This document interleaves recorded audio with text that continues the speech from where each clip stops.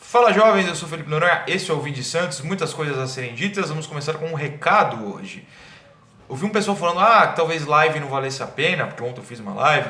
A live é só pra gente brincar, trocar uma ideia, não vai diminuir o conteúdo, como alguns falaram que era preocupação. Não vou deixar de fazer um vídeo de análise ou de comentar notícias pra fazer uma live. A live é só um extra pra gente trocar ideia, brincar. Ontem perguntaram até por que eu uso boné, por que eu uso tal marca do boné. Coisas assim pra gente brincar mesmo, falar claro do Santos.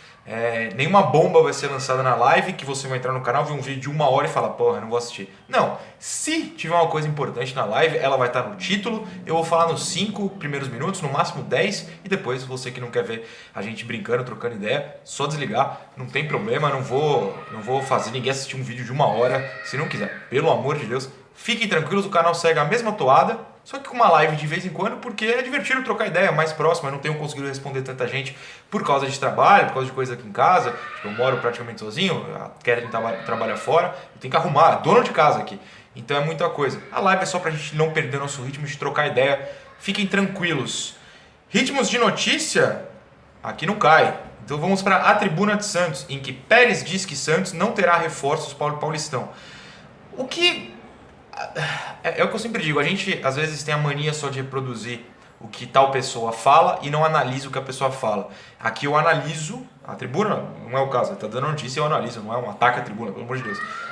É importante analisar, então eu vou analisar o que o Pérez falou sobre isso. A frase, num primeiro momento, é preocupante, né? Vamos lá. Para nós, dificilmente chegará algum jogador para o Paulista, reforço só lá pelo meio do ano. E a gente tem que aprender porque as dificuldades são grandes no futebol brasileiro em geral, tudo bem. Fala do Flamengo Atlético contratando, mas a gente está economizando dinheiro. Nós tivemos 100 milhões de reais cortados pelo Conselho Deliberativo e a gente vai ter que se adequar a isso. Não tem dinheiro, não gasta. Até aí tudo bem, não tem problema. Só que quando, cara, tem realmente uma criança morrendo, acho que vocês estão ouvindo os berros ao fundo, se são os pais batendo nela, pelo amor de Deus, parem, senão eu vou chamar a polícia. Contrataram pro Paulista, tá tudo bem, não precisa.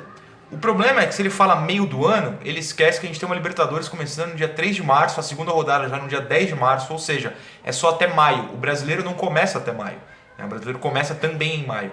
Então, lá pro meio do ano, é brincar com a sorte na Libertadores. Mas o Santos não tem dinheiro. Concordo, eu sou que falo isso aqui todo santo vídeo. Mas não pode menosprezar o grupo da primeira fase da Libertadores. É um grupo forte, repito, muita gente acha, não conheço, é fraco. Não é, gente. O Defensa e Justiça é forte, o Delfim é forte, o Olímpia mais forte ainda. É um grupo difícil. O Santos, sem reforços, vai penar muito. Eu não quero que o Santos despreze a Libertadores. Esse discurso pode ser para esconder, esse discurso pode ser, ele jogou uma data assim aleatória, não é meio do ano. E o Paulista daqui são só 12 rodadas e para você poder voltar a escrever gente para a segunda fase, pode ser que ele queira ter dito só esse período mais curto e depois contrate. Não sei. Sei que é algo pra gente abrir o olho e ficar preocupado. Sim, não tem dinheiro, verdade, mas uma ou outra peça é fundamental para esse time que tem falta de peças e tem uma Libertadores para jogar.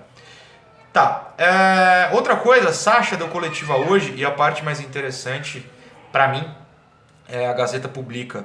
O título é: Sacha diz que Santos busca perder um vício de Sampaoli. Aí me chamou a atenção, qual seria esse vício? Porque é um vício, então vamos ver qual é o vício específico que o Sacha falou. E o Sacha é ótimo, né? O Sacha disse o seguinte: a ideia dos dois, Sampaoli e Gesualdo, é fazer a pressão após a perda da bola. Perfeito. Talvez não tenha tanta pressão nos zagueiros, isso muda um pouco. Às vezes no automático tentamos pressionar, mas não é o que ele propõe. A ideia é esperar um pouco mais o adversário, mas a intensidade é da mesma forma que jogamos ano passado. São pequenos detalhes que mudam de um estilo para o outro. Isso me preocupou, na verdade.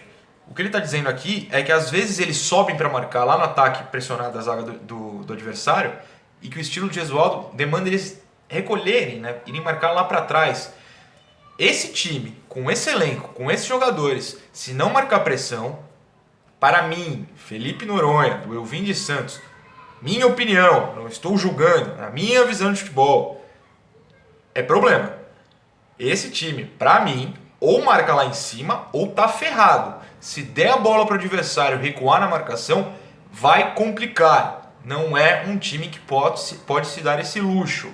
É um time com peças que renderam a mais porque fizeram coisas além do que deveriam assim, na teoria, no papel. Na prática, o ex-técnico colocou, vocês são ruins, então vocês vão marcar lá em cima para tirar o espaço do adversário. Se você der a bola para o adversário com esse elenco, é problema. Minha visão, meu julgamento, inclusive espero estar errado. Se a proposta do Santos vai ser marcar mais recuado de fato durante todo esse ano, vejo como um problema. Rezo para estar errado e que o Santos jogue melhor assim. Minha visão de futebol não vai ser melhor. Rezo, a terceira vez que eu falo, rezo, torço, imploro para estar errado se a marcação de fato não for mais pressão lá em cima. Só me preocupou. Isso aqui é meu canal, tem que falar o que me preocupa, o que eu gosto, isso me preocupa. Eu gosto de marcação lá no alto, eu gosto de ter a bola, jogar o tempo inteiro de forma intensa lá em cima, lá na frente do campo. Recuar, me preocupa. E na análise tática do jogo contra o Bragantino eu mostrei duas linhas bastante recuadas quando o time adversário tinha bola. Já bate com o que o Sacha falou. Eu não gostei de mostrar na análise, não gostei da fala. Quarta vez, espero estar errado. Não estou botando calamidade em ninguém, mas a gente analisa o que a gente recebe de informação. O Sacha me deu essa informação, deu a todos nós. Não gostei. Tá, para encerrar, me mandaram uma matéria do Lance, que foi publicada hoje, e várias pessoas me mandaram links no Instagram, no Twitter, se bobear que está aqui nos comentários, sobre como os números do Gesualdo nos 2 primeiros jogos desse ano são muito parecidos com os números do ex-técnico do ano passado.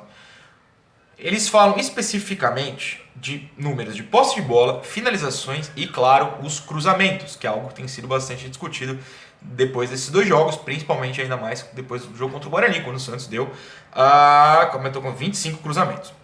Pareceram 200, mas enfim. Né? Só que a matéria usa os 2 primeiros jogos do ano passado sendo o amistoso com o Corinthians e o jogo com a Ferroviária. Eu não acho que o jogo contra o Corinthians seja válido para essa comparação, porque é um amistoso. Ninguém corre, se mata em amistoso. É só a gente lembrar que nesse amistoso o Bruno Henrique, do Flamengo hoje, foi titular e simplesmente andou. O Santos atacava, ele dominava a bola e levava a bola para trás. Vocês lembram disso? Puxem da memória, procurem os vídeos. E uma semana depois, ele nem estava mais no time, que jogou contra a Ferroviária. Minha comparação seria o jogo contra os 2 jogos válidos, né? Ferroviária e São Bento, que foi a segunda rodada do Paulista. Os 2 jogos em que o time foi o tempo inteiro intenso, buscou, valia pontos, né? Não era um amistoso.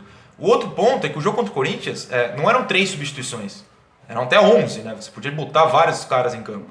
O Santos fez essas trocas. O Corinthians, se eu não me engano, trocou quase o time inteiro no intervalo já. Posso estar errado, posso estar confundindo, mas eu tenho quase certeza. Mas de qualquer jeito eles trocaram um monte de jogadores. Não tinha o cansaço físico do mesmo nível que um jogo valendo. Não é a mesma pegada. E os caras saíram antes para descansar. Outros entraram mais descansados e bombaram até o final do jogo. Então é uma situação muito diferente. Então eu peguei esses números de posse de bola, finalizações e cruzamentos dos 2 primeiros jogos valendo do ano passado com esses 2 agora para mudar um pouco essa matéria que na minha visão ela não está errada. Os números são verdadeiros. Mas ela usou de um jogo que eu não conto. Eu vou usar com jogos que eu conto. Os jogos então são 1-0 na Ferroviária, 4-0 no São Bento, em comparação com 0-0 com o Bragantino, 2-1 no Guarani. A história da matéria é que os números são muito parecidos, mas quando você pega o jogo contra o São Bento, eles mudam bastante, e por isso que eu acho relevante a gente fazer essa comparação com esse jogo, os 2 jogos valendo. Por exemplo, na posse de bola, a matéria fala, contra o Corinthians 60% para o Santos, contra a Ferroviária 62%, contra o Bragantino 51%, contra o Guarani 60%. Contra o São Bento, 60%. Esses números são basicamente iguais, mas contra o Bragantino diminuiu, piorou, 51%. Finalizações. Contra o Corinthians, um amistoso, só 6. Contra a Ferroviária, que o Santos amassou o jogo inteiro, 21. Contra o São Bento, 18. Pula para esse ano. Contra o Bragantino, só 10. Contra o Guarani, 17. Os 2 jogos, o Santos chutou menos que nos 2 jogos do ano passado. Fez menos gols. O Santos tinha feito 5 gols contra 2 dessa vez. E por fim, os cruzamentos, que aí é o número que tem preocupado todo mundo. Esse vai demandar uma análise um pouco de imagens, então vamos fazer esse exercício aqui. Contra o Corinthians, o Santos cruzou 35 vezes. Um jogo amistoso, com um time retrancadíssimo contra o Corinthians. Beleza. Contra a Ferroviária, 37. Contra o São Bento, 20. Contra o Bragantino, 30. Contra o Guarani, 25. O número menor, ano passado, contra o São Bento. O número maior, também ano passado, contra a Ferroviária. E os 2 números altos esse ano, Bragantino e Guarani, 30 e 25, são números altos. O que eu quero dizer? Por que é diferente? Porque contra o Bragantino e Guarani, eu peguei os vídeos dos 4 jogos para acompanhar. Contra o Bragantino e contra o Guarani, o Santos basicamente só cruzou. Tanto que o gol, o primeiro, né, o único gol que o Santos fez com a bola rolando foi um cruzamento. E o outro gol é o Giamota cruza a bola. É um cruzamento aqui, ele bateu pro gol, mas é a bola pelo alto, né? Isso que eu tô querendo dizer. Contra o São Bento e Ferroviária, não. Contra a Ferroviária, o Santos não era um cruzamento pelo alto. Quem acompanha desde o ano passado, lembra que no começo do ano, quando o Santos fazia jogadas de linha de fundo, eu mostrava as jogadas de linha de fundo, tipo, Ferraz ia linha de fundo, tocava para trás, eu cruzava a meia altura para um cara chegando já batendo. Nos sites de estatística, isso já contava como cruzamento. Então você pega o jogo contra o São Bento, quando o Santos abre o placar com 20 segundos de jogo, é um cruzamento rasteiro em que o Vitor Ferraz está passando, o Derlis bate cruzado de trivela para o Giamota. Existe um triângulo e o Giamota recebe uma bola baixa, mas que conta como cruzamento na estatística. O outro gol, o último gol, é do Copete. O Santos tem 4 caras dentro da área, 2 fazendo troca de passes na ponta e a bola vem a meia altura para o Copete chegar batendo. Ele não teve que brigar de cabeça. Quando é de cabeça, você está brigando pau a pau, porque a bola está no alto. Quando a bola vem a meia altura, isso significa que você está melhor posicionado para fazer um movimento com o pé. Você não faz movimento com o pé se está grudado com alguém. Cabeça, cabeça, cabeça. Pé, você tem um espaço para girar, o espaço para dominar, o espaço para agitar o pé para bater de primeira, se for o caso. É diferente o tipo de cruzamento. Isso a matéria, na minha opinião, faltou colocar. O Santos ia mais à linha de fundo. Esse ano o Santos não foi à linha de fundo sem ser para dar balão. O Santos triangulava para chegar à linha de fundo, cruzava para trás para o cara chegar batendo, coisa que o Santos não está fazendo. Mais do que o número em si, todos são altos. O que me preocupa é qual cruzamento está sendo dado. Para quem essa bola está chegando? Quantos jogadores do Santos estavam na área? Porque ano passado, eu peguei os vídeos, tinha 4, 5, vantagem numérica. Quantas vezes eu não falei ano passado sobre vantagem numérica? Esse ano, mesmo no lance do Arthur Gomes, 2, 3, não tem essa vantagem numérica. Tem mais zagueiros do que atacantes. É isso que me preocupa quando a gente fala muito cruzamento, é o balão. Não é o toque para trás que na estatística, no Footstats, no SofaScore, qualquer site que você usar, também conta como cruzamento. Cruzamento é simplesmente a bola que sai da lateral e entra na área. Passes rasteiros, às vezes, também são cruzamentos. É isso que a gente tem que ter na cabeça para analisar. O número é alto de cruzamento, mas como foi esse cruzamento? É importante a gente lembrar disso. A matéria não mente, mas a gente tem que analisar o que o número significa. Por isso que eu fiz a comparação com o jogo de São Bento, com o estilo dos gols. E o que o Gesualdo e o São Paulo mostraram depois de 2 jogos valendo. Muito cedo, porém, vamos sempre ponderar sobre isso. Amanhã eu volto, depois do jogo, se tudo der certo, estarei na Vila contra a Inter de Limeira, com a análise, se tudo der certo, do estádio, no dia seguinte, taticamente. Valeu, pessoal!